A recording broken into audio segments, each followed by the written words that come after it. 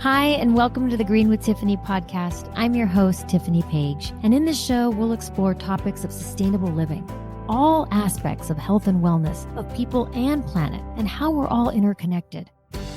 Join us on this journey to live better and more sustainably by improving our health, our families, and the world with the choices that we make.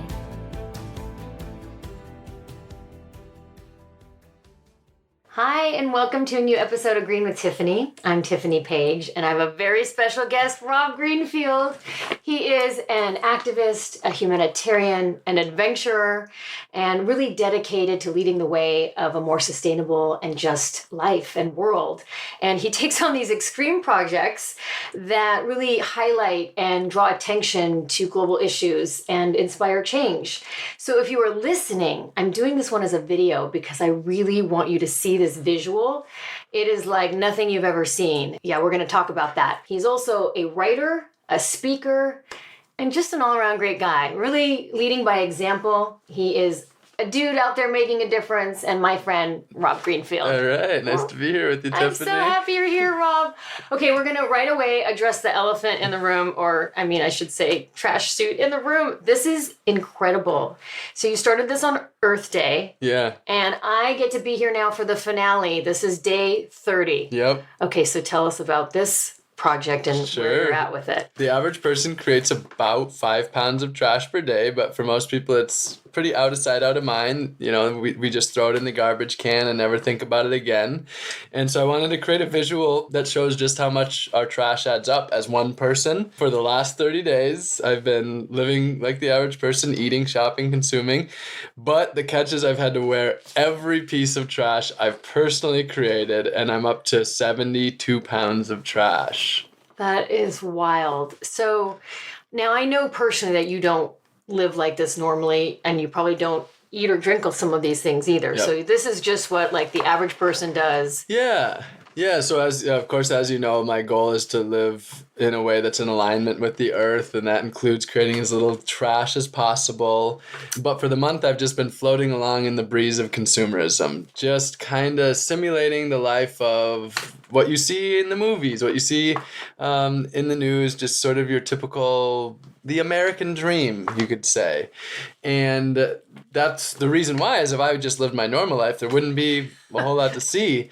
And I want people to be able to look at this and to be able to ask the question, is that what I would look like if I held on to all of my trash for a month? Like, is that how much trash I'm creating? So I want this to serve as a mirror for others to be able to self-reflect on their own way of interacting with the earth. It's incredible. You know, I'm looking in, I'm like, what did he have and what is he using? And, you know, if you look at people's grocery baskets at the grocery store and seeing what they're buying, now I'm looking like what you're using and what your trash is. And I purposely wanted it to be against this white wall and really showcase what this trash suit is all about. So what has been the response when you're out there walking around? Well, one response is myself consistently seeing myself in the windows and just laughing because it's just ridiculous. And the response it's been incredible. The beginning is the most confusing part because I have this specially designed trash suit that's got these clear pockets that are designed to be able to hold the trash, and they're expandable so that it can grow.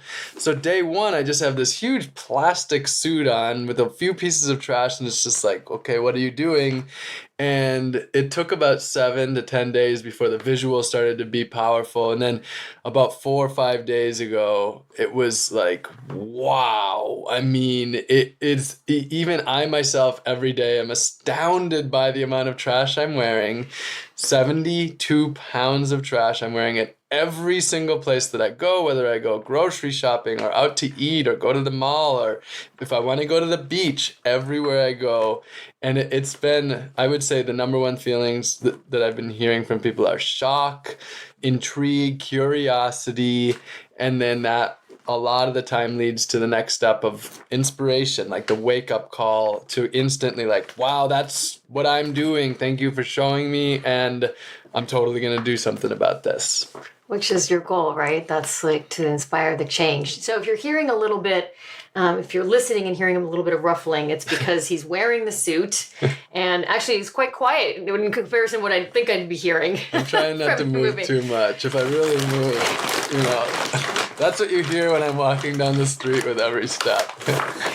So I was with you on day 10. It wasn't quite as big. Definitely still a visual, though, and people were coming up and asking if it was an art installation or what is this? You got to tell me. And so have most people, do they know what it is, or they really just have no idea and they come to you and they're like, what is going on? Yeah, well, there's a lot of people that don't know. I mean, for one, a lot of people just really never question our trash in the first place, so they wouldn't look at this and be like, oh, well, he must be showing us how much trash we create because it's just so far outside of their mind.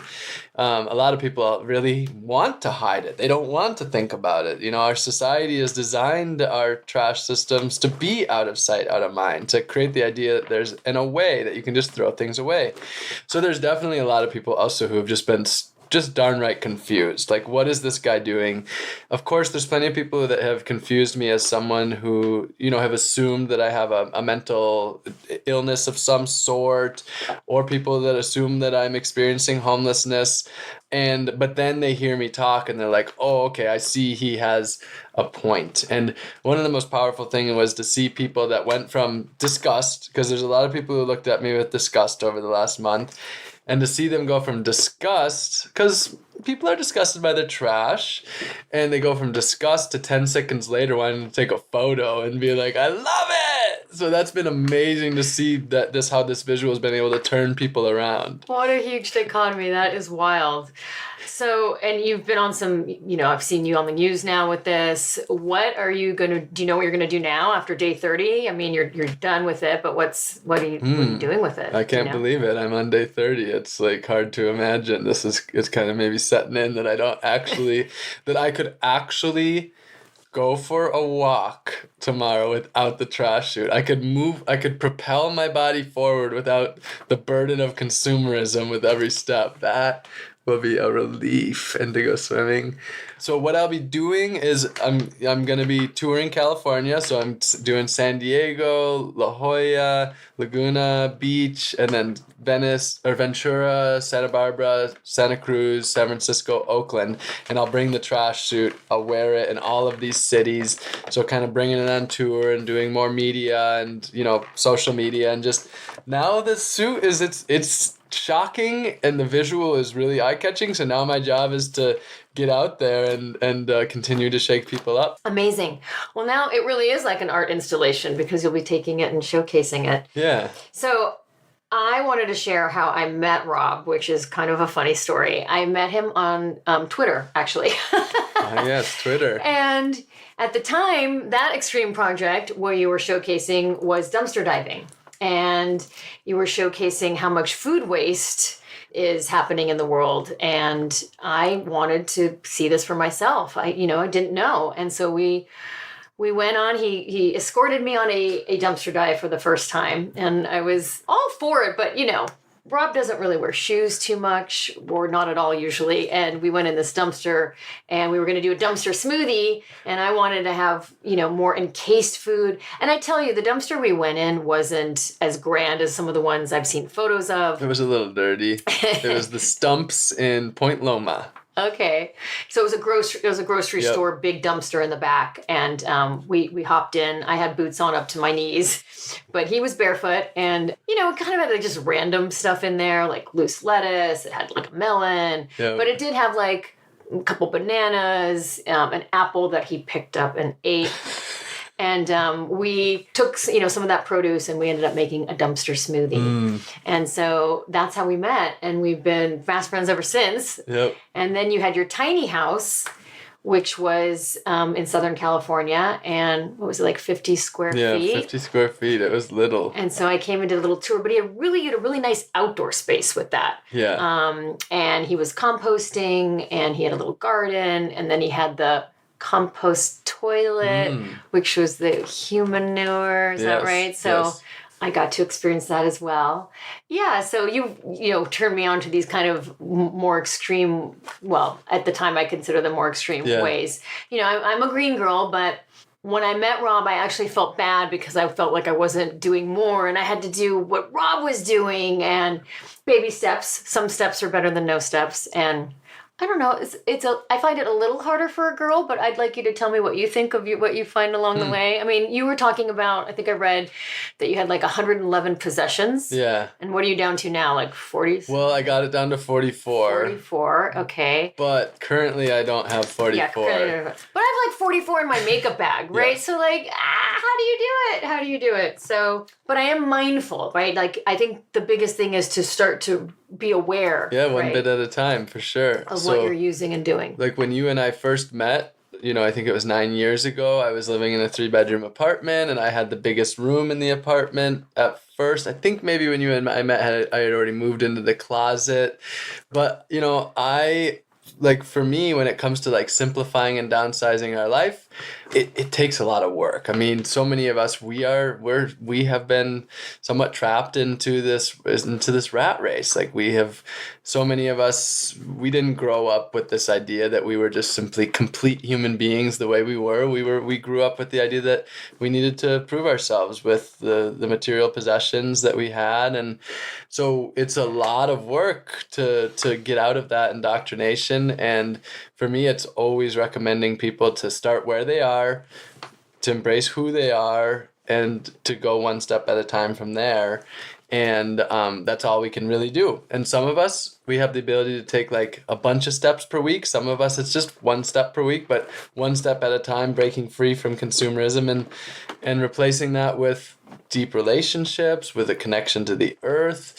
And that can mean composting, growing our own food, learning the plants that grow freely and abundantly all around us, or going to the store, buying unpackaged food, supporting local farmers, going to the farmers market, ditching the disposables, all the plastics, going plastic free, like one step at a time, breaking free to live the lives that really serve us.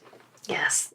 Like you said, there's lots of ways to do it. Now, interestingly, being a green girl, I'm kind of a stuff girl, but I'm not a stuff girl in this fact that I keep buying things and bringing it in. It's just, I've had all these things, right? And they've accumulated over the years. Some of them I want to keep because I want to keep them, but some I just don't want to get rid of. I don't want to throw things away. I gave a ton to, when I moved here, I gave a ton to the Salvation Army. Sometimes you sell stuff, sometimes you give stuff away. I have a lot of swag. So I just somehow accumulate stuff like we all do. Yeah. And so I need to move it to a less. I do need less, but like for instance, even clothes, right? I hold on to my clothes. I don't just get rid of them and buy new clothes. So I have a lot of clothes, but there's things that I've just had for years and years and years and years, and they just stay and come back in style, anyway. So in that case, I'm a little different because I know that you have, you can just pack everything up and you're on the move. Yeah, well, I do. I created a guide on how to downsize. Maybe you'd enjoy reading it, but it's at my website, just robgreenfield.org/downsize, and that's basically it's both physical, but it's also mental. Like, because a lot of downsizing, it's a matter of our attachments to things or our emotional connections, whether a positive or not so positive one.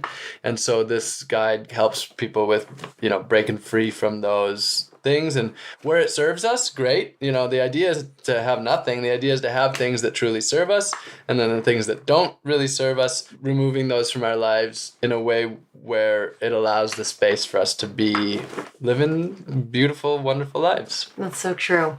You made me think of my mom. Actually, she kicked me out of the house. I was like 4 days before my 18th birthday. Okay.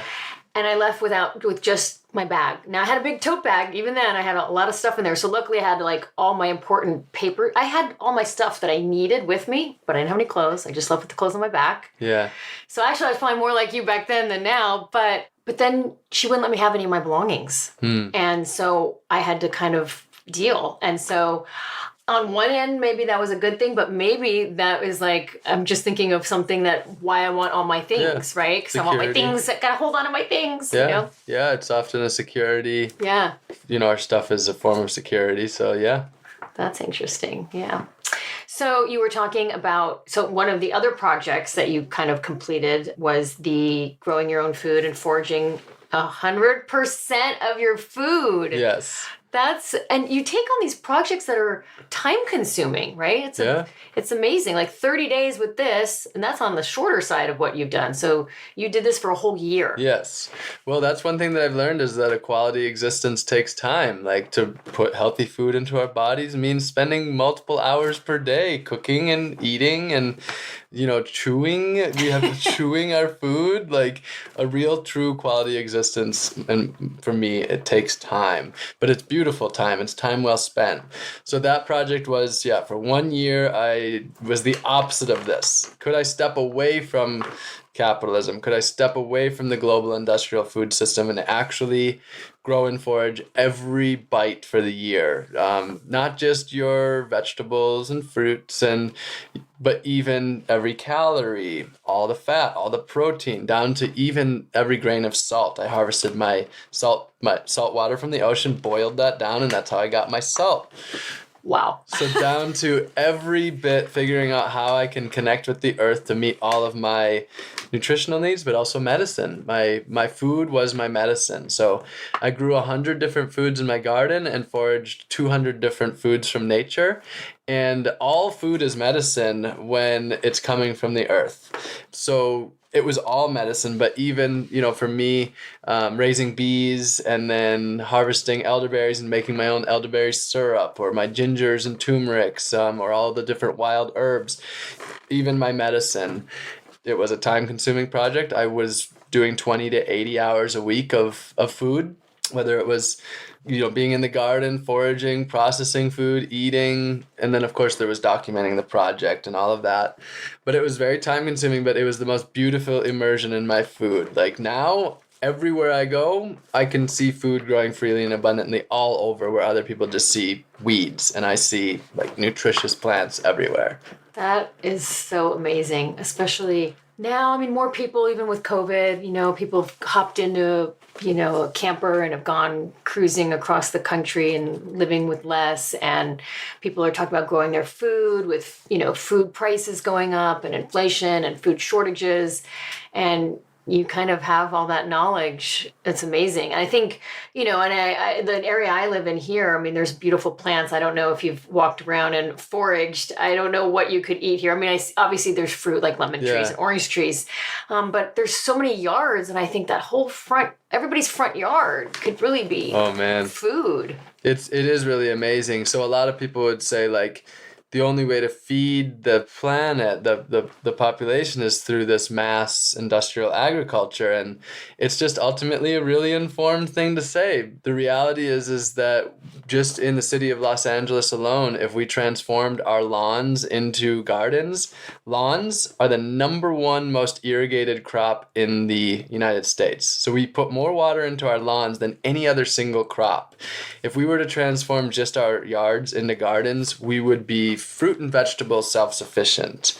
And we would still need to get things like grains or your salt and your oils, but that stuff is actually like dense and makes more sense to ship, whereas shipping lettuce that's 90% water, like not efficient, but you can grow all of that and it's way better at home. So I do find it very exciting what we can do. Like there's so much that we can take back from systems that don't serve us in a way that improves our quality of life and the people around us, and doesn't solve all the world's problems, but it's like seriously meaningful what we can do. I'm so excited that you're kind of leading the way with that, regenerative agriculture. And so did you have help with that? You had help, right? Yeah. You weren't just doing that all yourself. You kind of created these lawn gardens along the way where you were, right? Yep. So when I showed up in Orlando to do this, I had no land, very little growing experience, very little foraging experience. And I showed up and I knew that I needed community, that there was no way that I could do this on my own.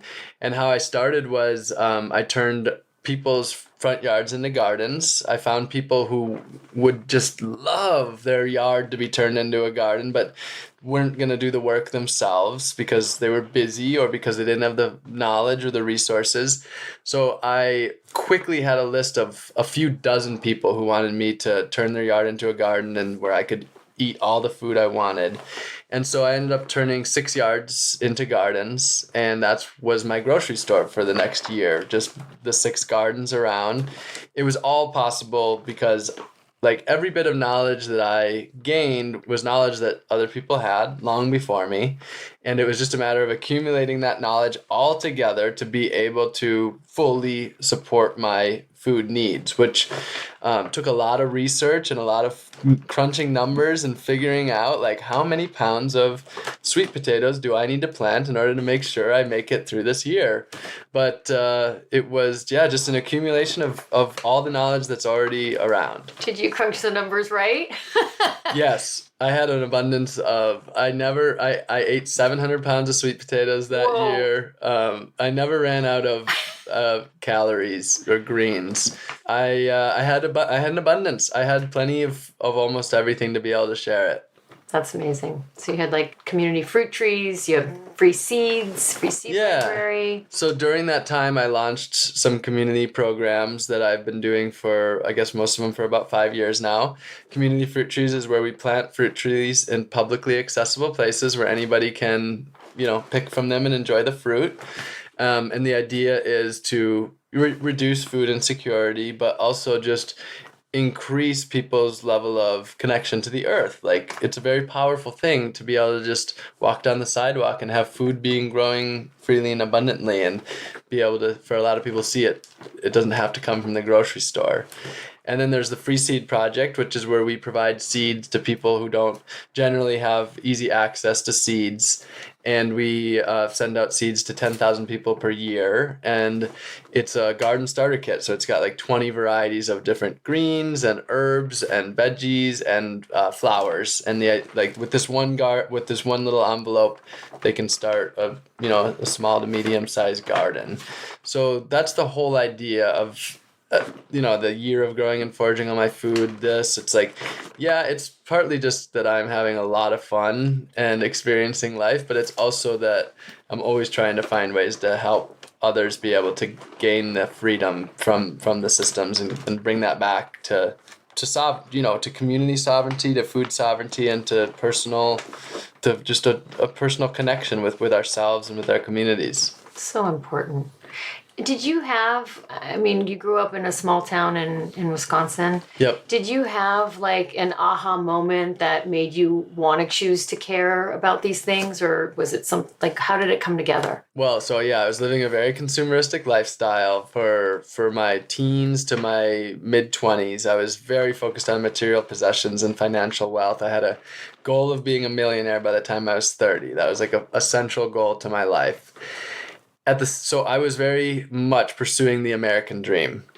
And what happened was around the age of 25, I moved up to San Diego, and I started to watch a lot of documentaries and read a lot of books. And I just learned that the American dream is basically the world's nightmare. Like, it's this whole American dream thing is a big delusion. It's like, it's all based on outsourcing our destruction elsewhere and a complete ignorance of the truth of our lives. And I just said, that's not what I want to be doing. Like, I didn't realize that's what I was doing. And I said, all right, I'm 25, I'm young, I don't have a lot of bills yet, I don't have a lot of debt, I don't have a family.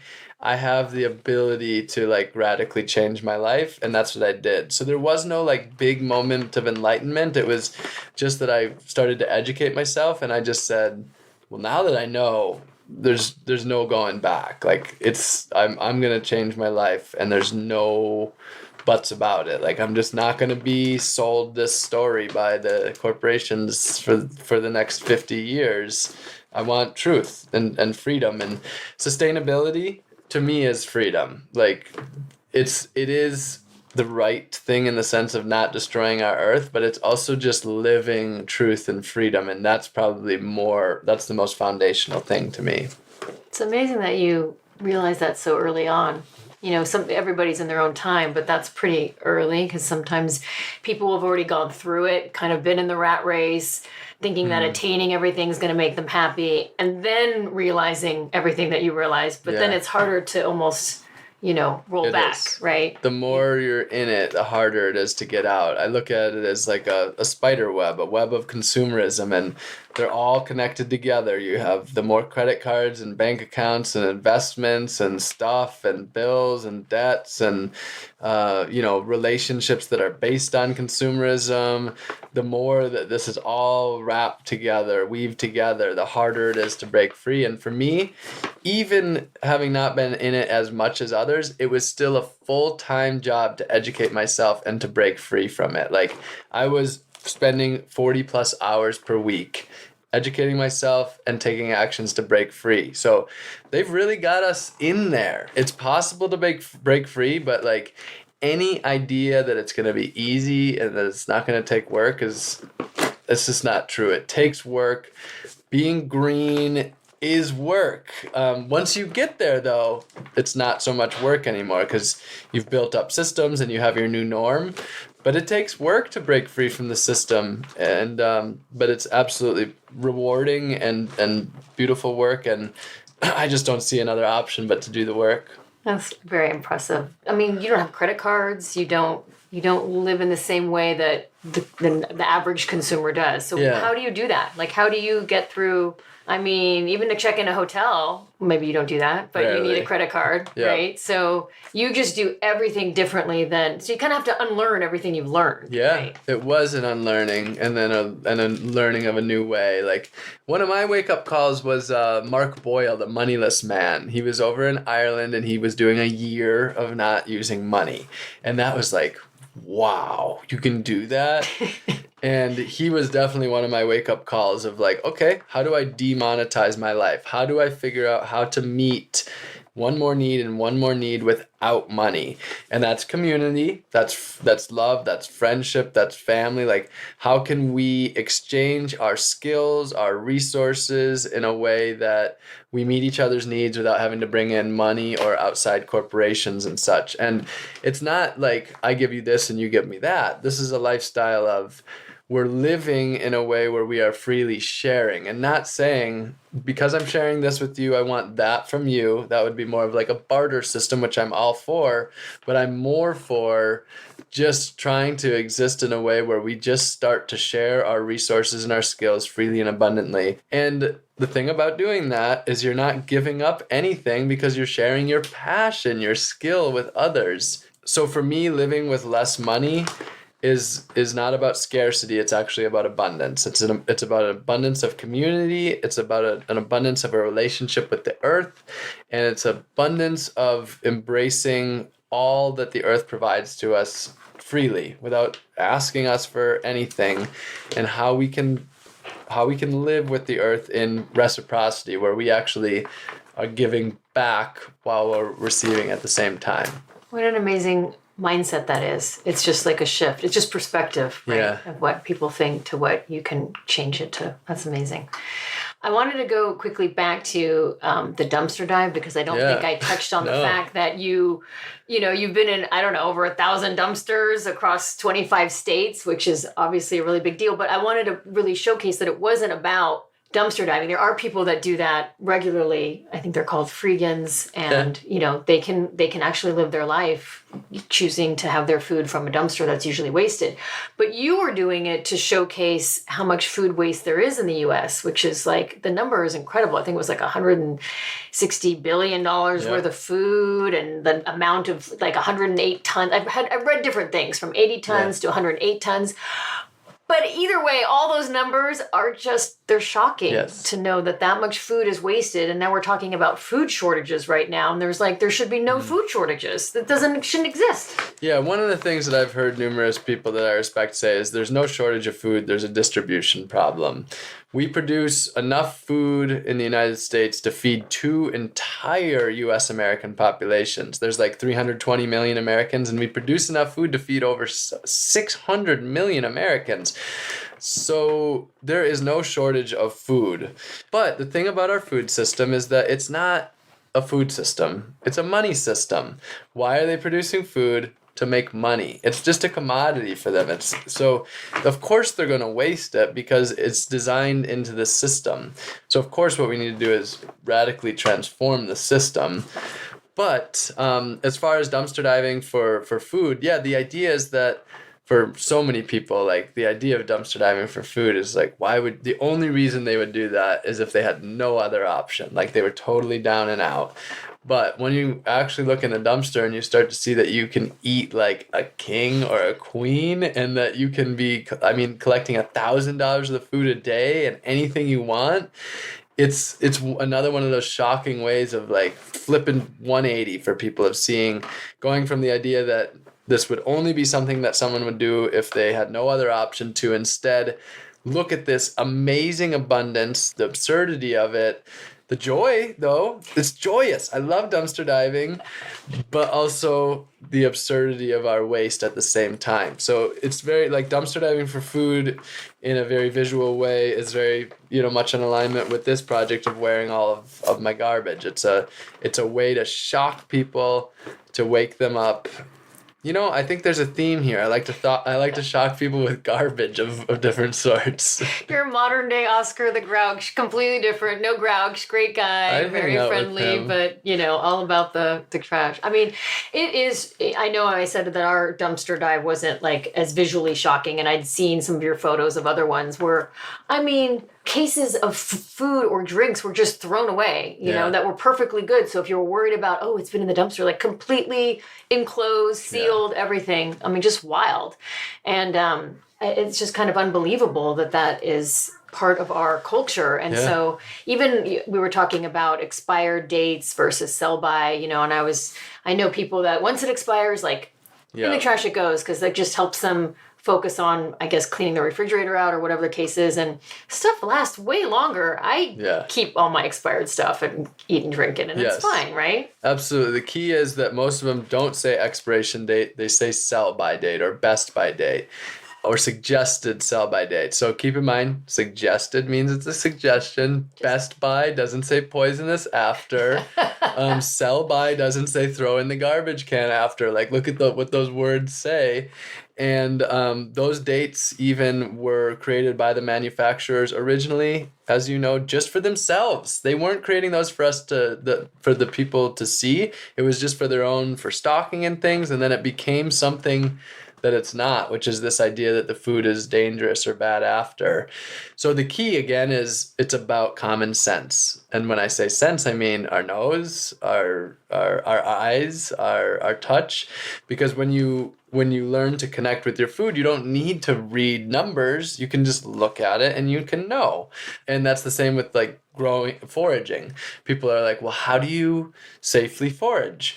You reconnect with the earth. And these things that that are completely unnatural to others, as you learn one plant at a time, you see, okay, I understand now the safety behind this. All of these things that we fear so much, we fear because we don't know. We've lost the education. But as you start to gain that education back, you start to walk on this earth in not a fearful way, which goes back to truth. For me, like, why would I want to exist on this earth in a state of fear when I could exist in a state of embracing the beauty of this place? I mean, that's just what I want to live. I want to experience this earth in a beautiful way rather than a state of fear. And so important. Yeah. And yes, definitely a guide for the sell by and the dated. I mean, even in the refrigerator, sometimes things stay in there for a little while for me. So if you have no date on it, then you might not have any idea how long it's been. So I get that. But the foraging thing, I don't know, that one, I hear you on the fear. But if you don't, like you said, if you don't know, you don't know. I mean, have you ever had a little incidents with your foraging? Very minor. Yeah, I mean, I had one 3 weeks ago. I ate a bit of a fire stick plant, which is a euphorbia, which is toxic. It can blind you if you get it in your eyes. What? Wait. Okay, go back. A fire stick what? Fire stick, it's a succulent that may even be here on your property. It's the one that's like the thickness of a pencil, and it grows tall, and it's a succulent, and it's green, but it's also got like red and yellow on it. Okay. It's a round, and the sap it can burn your skin, and I just, here's the thing. There's one rule to foraging for beginners. Never eat anything unless you're 100% sure of what it is. And if you do that, you'll never have any problem. Now, that doesn't mean just never learn anything, but it means learn your stuff. And if you learn your stuff, you won't have a problem. Best way to learn your stuff is to go out with other foragers. Find other foragers that you can go one-on-one, or many of them have classes that you can go out. Now, I am not a beginner forager anymore. I've foraged over 200 different species from the earth. I have like a fair bit of connection, a fair bit of like data that's entered my brain from the many hours of doing it. So I have the ability to be able to safely generally be trying things that I don't know exactly what they are, because I know enough stuff surrounding it. But the euphorbia, the fire stick, was just one of those moments where it was just a slip up.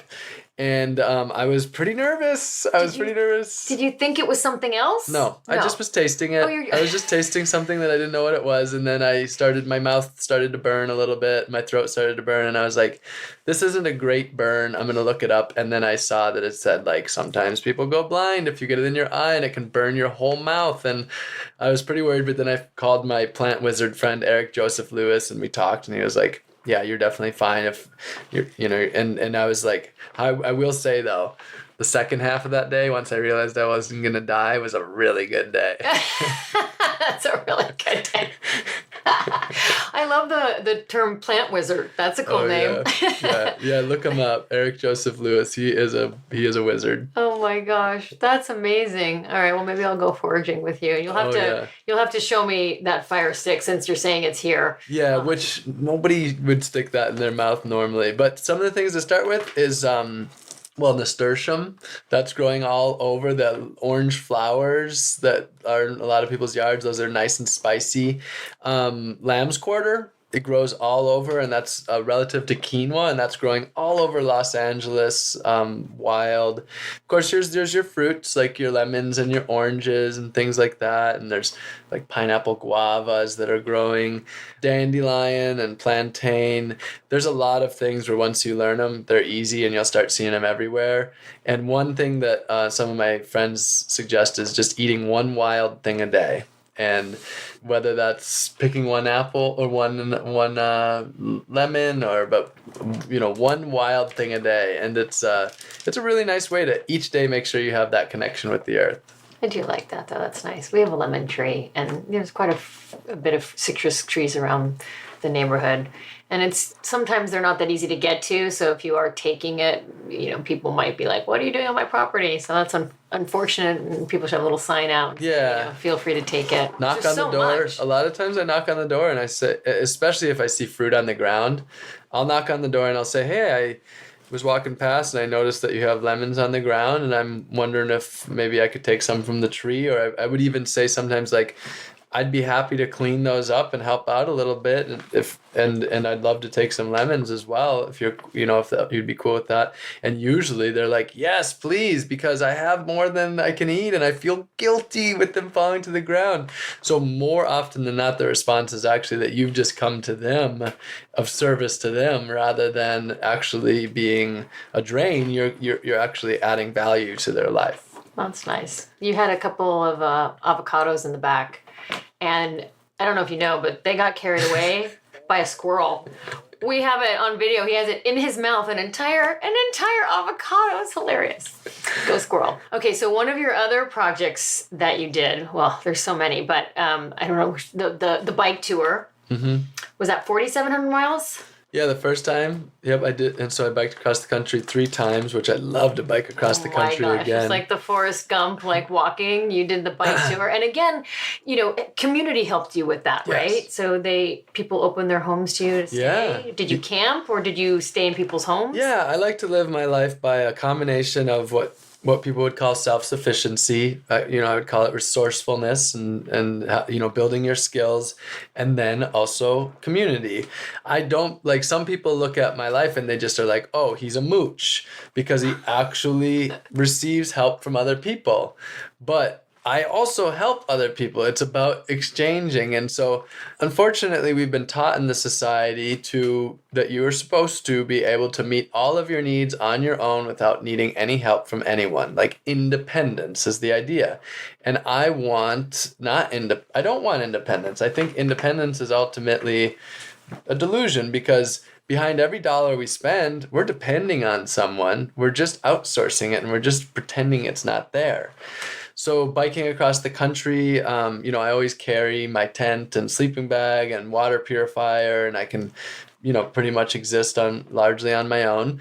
But I love to connect with others. So there's websites like warmshowers.org, which is a network of cyclists who host cyclists. There's couch surfing. And then I just connect with people that I meet through social media, and whether it's sleeping in the backyard or sometimes it's a wonderful bedroom, sometimes it's a little cabin on a lake that someone's not using. But I stay with a lot of people, and I have definitely lived in many ways on the kindness of other people. And I'm happy with that. Like sometimes I don't get to give as much as I'd like to somebody in particular, but that's what I was saying earlier, is it's not about linear transactions.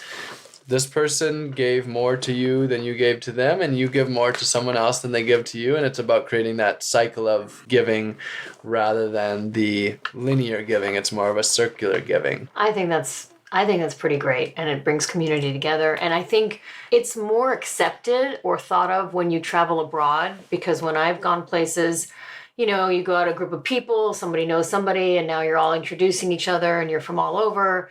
And somebody would say, oh, I'm going out of town, you can stay at my place.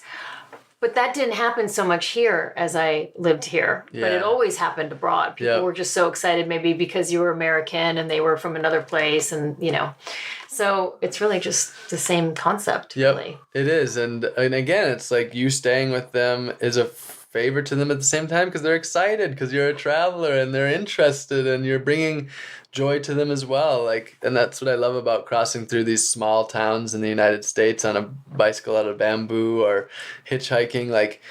People get to experience a human being that they never would have met, because they're not travelers, and they instead get to sort of live vicariously through travelers. It is a really beautiful gift that a lot of my friends who live this lifestyle get to impart onto people. And my belief is that the thing that creates the greatest level of satisfaction is actually being of service to others and giving to others. And so allowing yourself to be given gifts by others is actually in many ways the best gift that you can give. Of course, I'm not talking about doing it in a disrespectful way. I'm not talking about mooching. There's got to be reciprocity. You're sharing stories, you're sharing love, you're sharing a different thought pattern. So it's got to be there. But when it is, people get their greatest satisfaction from being in service to others. I agree. I enjoy that as well. I love the word mooching. It's such a funny word. I haven't heard that in a long time. Really? I hear it all the time, man. So many people think I'm a mooch, which is just so absolutely ridiculous. But they have specific stereotypes that have been painted by the media, and that's all they have. And so they just group all these things into it that aren't that. So you mentioned this warmshowers.org. That's interesting. Yeah. So we can actually transition into your no showering sure. Was that how long? A year? It actually ended up being 1,000 days. It was originally just going to be a year, but I went 1,000 days without a shower. Okay. All right. Here we go. I don't think I could do that. I mean, it's not like you didn't bathe. You just used nature. Right? Yes. Well, as obviously you're hosting me here in Los Angeles, I was in your shower this morning, and I was actually thinking about the time that I went 1,000 days without showering just a couple hours ago. And I was thinking I wouldn't be doing that if I was here in this location, because water is extremely important, and to not be having that refreshingness of water each day. But what I would do, there's two options if I lived right here. I'd be harvesting rainwater, and I'd store a lot of rainwater, and I'd do rainwater showers, because then that water would just be watering a garden in the backyard. And you would be amazed at how much water that you can harvest off of one roof. So that's one thing. But secondly, the big thing is that you have to design your life around what's most important, your priorities. And for me, water and bathing and swimming in water is my medicine. It's my presence. It's my health and happiness. So I just designed my life where I don't need a shower because I am around oceans or lakes or rivers, water that I can get into most of my life. I don't go too far from the water because the water it's my medicine. It's so important to me. Water is life. Well, but you're a dude. Like, what happens to a girl like your hair? And it's like a little bit more involved, Yes, I think. it is. And that's where I guess the really beautiful thing is the many relationships that I have with women who also have managed to break free in their own way. It is definitely easier for men, but the number of female friends that I have that are living the same lifestyle where they're swimming and they're, decided that no longer is makeup or doing hair or things like this a priority or important. And it requires overcoming more societal stigmas and more judgment. And because it's, our society has placed way more of a burden on women in the expectations of those things. But you look at the hundreds of thousands of women with beautiful flowing armpit hair around the United States and the leg hair, and they've broken free, and they haven't used deodorant or cleaning products, and they have love, and they have so it's another way of being, and it steps outside of societal norms, but they're there. Okay, you know how I broke free of hair, armpit hair and leg hair? Laser hair removal, people! I can't. I wouldn't be able to grow hair like that. Anyway, so I did laser hair removal, so now I don't have to deal with any of that. But, I take short showers. I don't wash my hair all the time. I mean, with COVID, I barely showered. I mean, I'd forget how many days went by without showering. When I went on my plastic pollution expedition on the boat for 21 days, it was actually such an undertaking to shower. Yeah. That I think I showered twice in 21 days. Was it cold there? It was very cold. Okay. And luckily I could wear my little ski cap. So, just the end of my hair was showing, so it didn't matter. Did anyone ever go swimming in the ocean out there? They did early on, and I'm so sorry I didn't go. I was scared. There were like barracudas or something in the water, but it was such a deep area. And I, next time I would definitely go because that's just good. Like a, once in a lifetime thing. It was very cool. Yeah. But yeah, so for me, it's short showers. I don't shower every day. I definitely don't wash my hair every day. I can go 10 days without washing my hair. And then I was doing, like, even with the toilet, like, if it's yellow, let it mellow. Yeah. But that doesn't always go over well with other people living in the house. Yeah. They're not always a big fan. Yeah. No, I agree. That's where, for me, the compost toilet is key. I love, and obviously I don't have one everywhere I go, but when I live somewhere, I have a compost toilet because I don't actually like to pee into flush toilet waters, and I don't like to let it mellow if it's yellow because it kind of gets a little smelly. I like to pee, and then it goes to feeding bananas, and you're growing bananas with your pee. That's where it's at. That's where it's at, where your poop is composted through, it's called humanure, like you mentioned earlier.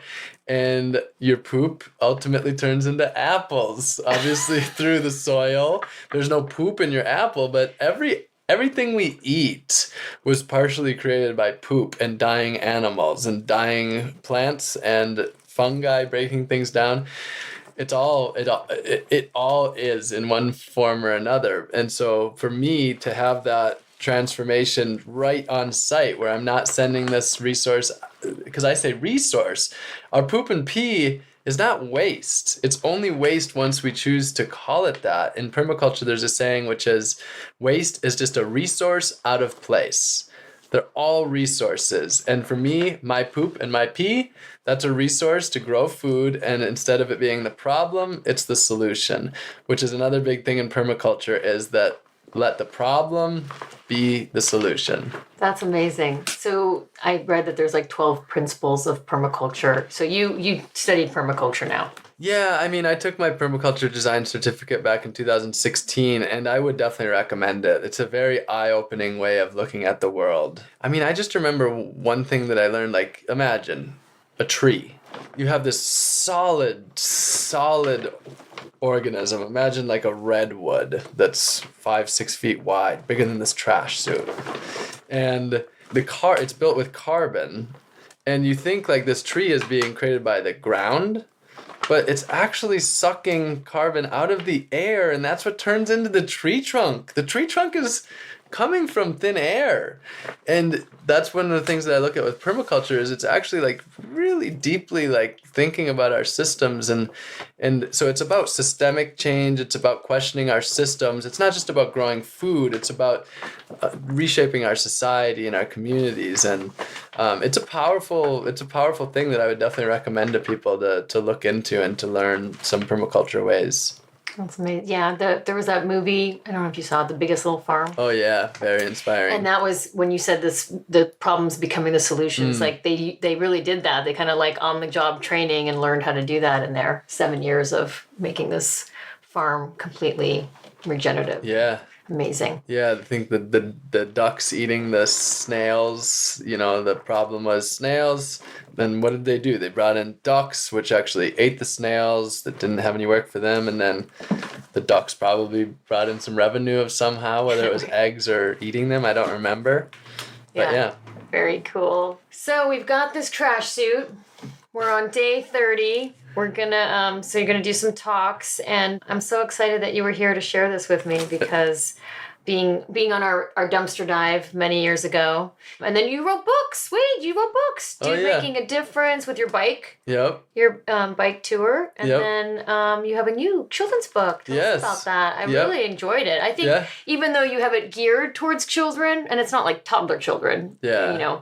I think everybody can read it as with little nuggets and gifts in there of learning some things. Yeah, it was really, really well done. Good. Yeah, so that book's called Be the Change, and as you know, it's basically my call to action for kids to be the change that they wish to see. And it basically, I mentioned that I awoke in 2011 and started to learn about how all the ways I was interacting with the earth were causing destruction. Well, that's what this book is that it shares all the ways that we interact with the earth and how they cause destruction.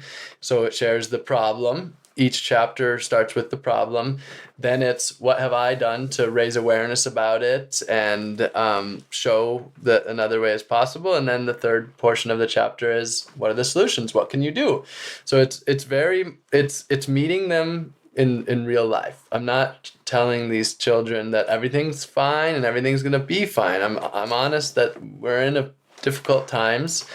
But then it comes up with fun ways to get that inspiration and excitement, and then how they can personally make positive changes to live the life that they want, if this is what they want. It's not for everybody, but a lot of people now are waking up. A lot of kids don't want to destroy the earth. They love the earth, and so this book is kind of a guidebook on how to be the change that they wish to see. The kids are such a driving force, with caring for the earth. Do you find, as you talk to people, is it all ages? Do you find it a younger age group? Everyone. Or it's everyone? I believe today that so many people want to reconnect with the earth. There's a certain level of happiness in consumerism, and there's a certain level of like achieving success, and but at the same time, I think so many people know it's not enough. They're not feeling whole. They're not feeling complete. And so many people want to feel real purpose, and they're not feeling it with the consumerism, from little kids that are a couple years old up to people that are 90 and are just sort of waking up. I've seen it across everywhere. People are waking up and they're wanting to change, and many people are. And that's one of the things that keeps me going, is that my work and the work of so many people like yourself, so many activists, so many educators, we are helping to shift society. And sure, consumerism is still growing and it is on the rise. But if we weren't doing anything, where would we be? And I find what's happening worth it, because I simply believe that life matters. I value life. I value my life. I value your life. I value life of all the animals and the plants and the fungi we share this earth with.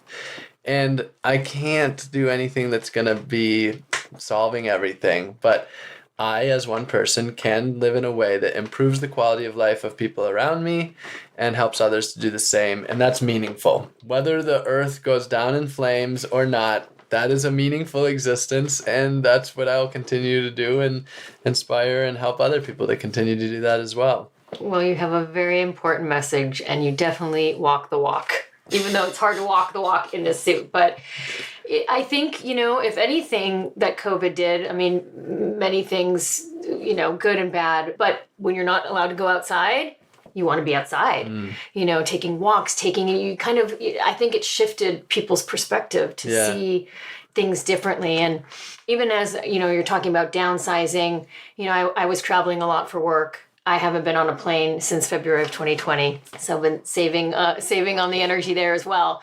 But when I did go someplace, if I'd go for 10 days or 2 weeks, you pack for that amount, and I'm in my hotel room, and I feel like sometimes well, I could have just lived with that, right? Yeah. Whatever, because you bring your favorite things, the things that you need, and that's what you have. And so if that's all I had, I would probably be okay. Yeah, we would be okay with a lot less. So it's just something to think about. And when I'm looking at you with all the things that you have consumed, many of them I know you probably don't actually eat or drink in IRL, in real life. Yep. It's interesting to see. And the amount of packaging that we have, how are we going to move forward with less single-use packaging, right? Just the bottles of your Gatorade, or even the water bottles, which you can't see here on the corner, and the coffee cups. So during COVID, I didn't go out for coffee every day, but I went out, I'm driving, going someplace, I'd stop and grab a coffee, and I'd ask for no lid and no, nothing extra. Or if I had my coffee cup with me, I would, use the coffee cup, bring mine in. Now you can't really do that. Someplace they're really not really allowing that. So I've been drinking my coffee at home, but I discovered I like my coffee at home so much better than spending $7 on a coffee when you go out. I mean, well, my latte thingy, but And then you've got more money to do more meaningful things rather than the really expensive coffees. So obviously you choose to care with everything that you do. So I know there's plenty that you could ask people to join in with, but what are 3 things that the listeners could maybe try to start to choose to care with? Yeah, I'd say number 1 is composting our food waste and turning that into soil rather than putting it in the landfill. Number 2 would be walking more and riding a bike more and driving less. It's a really great way to connect with the earth and get exercise that's good for us at the same time. And I would say number 3 would be looking at our trash and seeing the ways that we're creating it that we could easily change, whether it's a reusable coffee cup or a reusable bottle. Looking at our garbage and just seeing which ways that we can make positive change to not be filling up our garbage can so much. And those are fairly easy things to do. And here's the visual to see what happens when you don't do that. So exactly. Thank you so much, and thank you for choosing to care. Oh, big hug! Oh my God! Thank you always for your support and your kindness. I'm always here for you. Always, always. It's great. So thank you, Rob Greenfield. You can find him, Rob Greenfield, your .org, yes? robgreenfield.org on all the socials. And I am Tiffany Page, Green with Tiffany. Until next time. Thank you so much for listening. I hope you enjoyed the show. Please rate, review, subscribe, and share on Apple Podcasts. It would mean the world to me. You can find me at greenwithtiffany.com and on Instagram. Till next time, choose to care.